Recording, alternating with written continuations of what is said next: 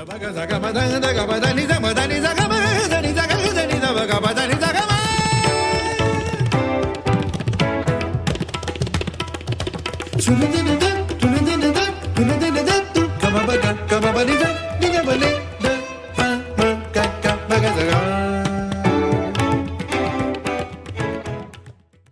with me, your own Desi Ajay Vikas, and with me today is a very special guest who is the exhibition director of National Library of Australia, and his name is Dr. Guy Hansen. Welcome, sir.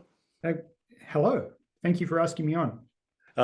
We are here for something which is happening in Canberra, and it's going to be there for some number of days, starting, in July and going on till February. But this is something which, as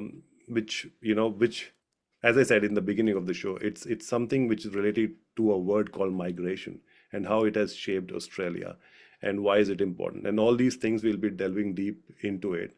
But before I start this conversation, I'd like to, start with acknowledging the First Nations people on whose land we live and thrive, and pay my respect to elders past and present. With that, let's just start with this conversation. Okay, so the most recent census conducted in 2021, and I was reading through that, it tells us more than half of the Australians have at least one parent who was born overseas, or themselves they are born overseas. So my first question to you, Dr. Guy Hansen, is, aren't we all migrants in Australia? I think the vast majority of us are migrants, and we're very much a migrant nation. Of course, the important exception to that is the First Nations people who, the archaeological evidence suggests have been in Australia for over 65,000 years. So I think there is an important exception to the clause that we're all migrants. But Australia is very much, modern day Australia is very much a migrant nation. It's been built by migrants. It continues, perhaps unusually in the world context today, to be a major receiver of migrants. Its economic growth is based on the arrival of migrants. The skills needed to develop Australia come from overseas or complement the skills which are developed here. So migration's right at the core of Australia's well-being and what modern day Australia is like, whether you're talking about industry or literature or culture or food, or just who you're walking past down the street. Migration is so much part of the modern Australian experience. We're doing this exhibition in National Library of Australia. And I think there is a book that you've also written with the same title, and then we'll talk about it later.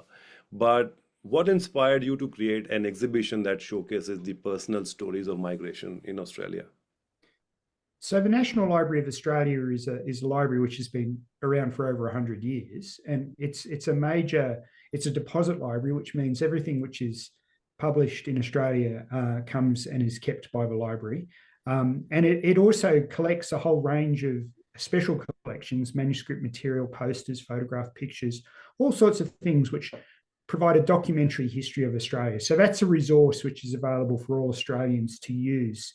And what we do when we do exhibitions is we try and demonstrate what a great resource that is. So we choose a topic, a topic which we think is very important to Australians today, and then we show what the collections can tell you about that topic. Recently, we did an exhibition on sport, and we were able to find wonderful material about Australia's sporting history. This time around, we're looking at the topic of migration, and it's no great surprise when you look at the topic of migration and then look at our collections, you find fascinating material going right back to 1788 with the arrival of the First Fleet in Sydney, through to the present of what the various waves of migrants who came through, the debates about migration, and then the individual life stories of migrants who came to make a new life here. That's really what we're looking at. We like to prove that the library's collections are a really important cultural resource for Australians and can be used to explore really important topics. Interesting title, Hopes and Fears are opposite side of the same coin in a way, Why this title and what is the story behind this? Well, I think when we do these sorts of exhibitions, we start by doing a collection survey, which, like a number of curators, will start searching through the collections, looking for stories about migration, going back to the convicts, going through settlers, people came during the gold rushes, people who were refugees, people who were fleeing wars, all sorts of stories we find in those collections. And when we, as a group, we'd come together and we discussed the sorts of stories we found and what were the common themes that came through those stories or common emotions and hopes and fears were patterns in the story. So people were often making a decision to migrate, a sort of aspirational decision to improve their lives, to get a better job, to perhaps get access to land or to education or to security. So there was a hope that life would improve.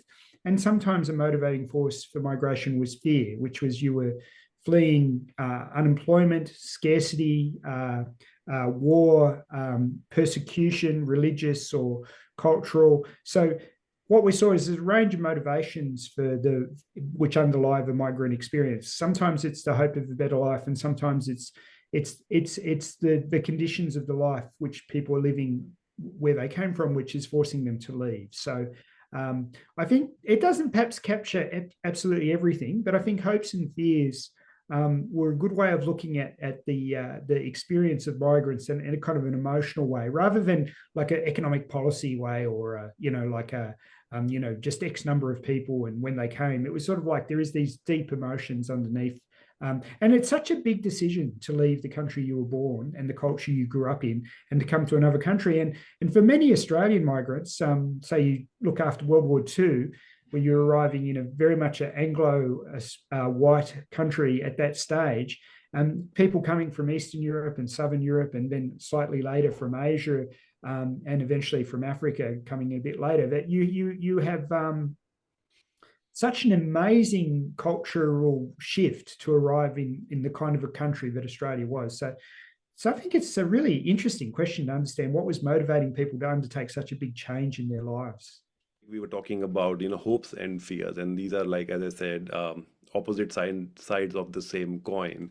And that's what human being is about. We hope about things and we have fears attached to it, whether if it's going to go in the right direction or not. And that's what keeps us motivated to go along in our life. Coming back to the exhibition, in what ways do the artifacts and stories on display shape our understanding of Australian identity and culture?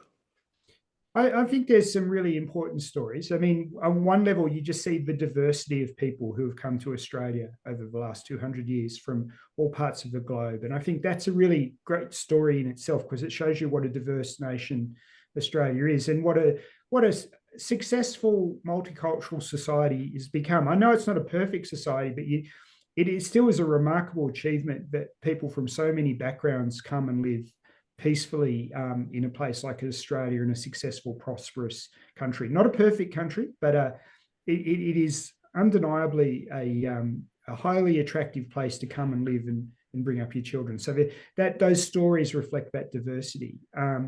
I also think you can see how ideas about migration have radically changed over the period. So obviously in Australia, very famous and important period was what is known as the White Australia policy. So that emerges with the Federation of Australia in 1901, where the politicians came to a consensus that Australia should restrict immigration and focus on white races. People of a Northern European background, often English speaking, would be the best people to attract to Australia. And then that policy was slowly deconstructed and pulled apart and eased up until it became a much more diverse and open policy, starting in the 50s and coming through the 60s, and eventually by the 70s had become a much more open, merit-based migration system. And I think those stories are really interesting, because you can see how migration is still the focus of debate in Australia. And when you look at the history, you can see that it's ever been thus, that people have always been concerned about who can come in and who can stay, and do we need migrants or do we not need migrants? So those debates have been part of Australian history from pretty much from 1788, but particularly from 1901 with Federation. It's always been a mainstay of Australia's political culture. And we have lots of stories which explore those shifts in Australian migration, and lots of individual stories of the diversity of people who came from all over the world. Because even while there was a White Australia policy, there were people from all sorts of places living here and had already migrated. So Australia already had become quite a diverse place even before the White Australia policy came in. Why do you think it is important to know and understand the Australian, history and through these personal papers, photographs? I think the link between Australia's economic prosperity and migration is a really important one. So to understand that, for example, after World War II, Australia vastly increased its intake of refugees and people, and that led to a massive growth in the Australian economy, and it underpinned major infrastructure projects like the Snowy Mountains scheme, which was largely built by migrant workers, and so I think making that connection between Australia's prosperity and migrants is important, because there are a lot of debates today about what impact migrants have. And there's often the debate can be framed in terms of the damage that migrants can do to the experiences of Australians living here now. And if you look back through the history, you can see a different story, that there are pressures when migration takes place, but there's also huge opportunities for growth and change. So I think getting that longer term perspective on migration can help you understand some of the debates which are occurring now and perhaps give you a different insight into those debates. You can also see that migration has been a topic which has been used at times to polarize political debate, and people have sometimes chosen to target certain communities or worry about the impacts of certain communities. And those discussions are not new discussions. They're occurring today, but they've occurred all through Australian history. So having that perspective on the fact that this has happened before can help us understand what's happening now. Interesting conversation happening here with Dr. Guy Hansen, who's the exhibition director of the National Libraries of Australia. Now, we are on a topic of migration, and this whole exhibition and your book is based on that. And if I don't ask you this question, which is very topical right now, it will be very unfair. Now, according to, and you are obviously aware of this, according to Business Council of Australia, it says that Australia's fourth largest export is higher education, which contributes to around 48 billion to the economy and 200,000 jobs. And there are other allied benefits that comes with it. Yeah, I mean, just generic view of yours on this international student cap, which is controversial right now. Yeah, I mean, I don't really have a personal view on this. But what I would say is you can see that the debate about migrant intakes today and about migrant students is similar to debates which have occurred in the past, which often have focused on issues such as housing or services, that they reoccur, and that there's always tension within societies where people are worried about where the resources are going and who's getting the benefit. So I'm not surprised by the kinds of debates which occur. I think that perhaps some of those debates are fairly short-sighted, but they've occurred many times in Australian society, and we have continued to bring in a large number of migrants. And I think sometimes what people forget is how consistently Australia has brought in a large number of migrants over a long period of time, and we have managed to absorb huge variety of people. It's most probably those debates will continue. And I don't know enough about the claims which are made on either side of the debate to test their veracity. But I can certainly see the pattern is similar to earlier periods in debates about Australian migration. Now, coming back to the exhibition, we are just at the end of this conversation, and I just really want to, get your sense of how do you hope visitors will connect with the artifacts and stories on display, and what is the response so far to this? And the third part and the last part of this conversation is, what do you want visitors to take away from this exhibition? I think I would like visitors to go away realizing what great collections the National Library has, and what a great resource those collections are for understanding Australia today. I think I don't expect people to come away with a detailed understanding of Australian migration history, but a greater awareness of the complexity and diversity of that story, and also how relatable that story is to their own lives. So if you just spend some time in the exhibition, you'll very quickly realize that you have these same stories in your own family. And I kind of think I'd like if some people went away thinking, I want to find out more about Uncle Joe or my grandfather or my great grandfather and why they came, and perhaps use the resources of the library to uncover those stories. Right. So with that, we come to the end of this discussion, the conversation with Dr. Guy Hansen, who is the exhibitions director at NLA. And we were talking about Hopes and Fear, the exhibition that is going on right now at the NLA and will go on till February 2nd or 3rd, I guess, if I'm not wrong, next year. Yes, it goes. I'll just have a look to the side here. It goes until the 2nd of February. 2nd of February. Yeah, 2025. Yeah. Yes. So even though you may have a lot of time to go there, but I will suggest you go there multiple times because it's a very big exhibition and it has lots to intake, and just to connect with yourself and your history. And as Dr. Guy Hansen has just said that we want to promote this for people to just reflect back on their family's journey and try and find a little bit of history, historical trivia from where they have come from, and just have a context and see how the Australian society has evolved over so many years with migration. With that, thank you so much, Dr. Hansen, for your time, and NLA for providing this opportunity to have this discussion. Thank you very much.